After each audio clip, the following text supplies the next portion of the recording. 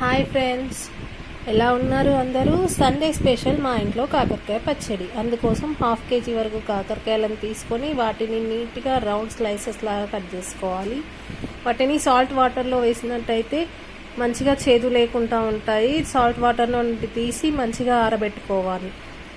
ఆరిన కాకరకాయలను piping hot ఆయిల్లో వేసి మంచిగా ఫ్రై చేసుకోవాలి.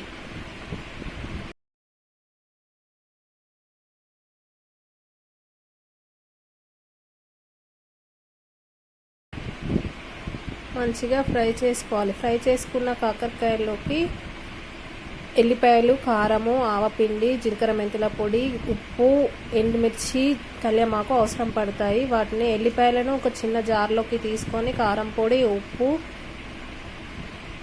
సాల్ట్ అండ్ పసుపు వేసి గ్రైండ్ చేసుకోవాలి. గ్రైండ్ చేసుకున్న వాటిని వేపించిన కాకరకాయలలో వేయాలి. వెల్లిపాయ కారం ముద్ద, జీలకర్ర మెంతుల పొడి, ఆవపిండి వేసి సైడ్కి పెట్టుకోవాలి.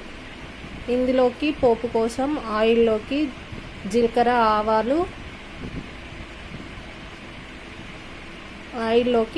ఆవాలు వేసి అవి చిటపటలాడిన తర్వాత ఎండుమిర్చి గోలిన తర్వాత కళ్యామాకు వేగిన తర్వాత కొంచెం ఇంగువ వేసి వాటిని ఇందాక మనం వేసి పెట్టుకున్న మిక్చర్లో వేయాలి. వాటిని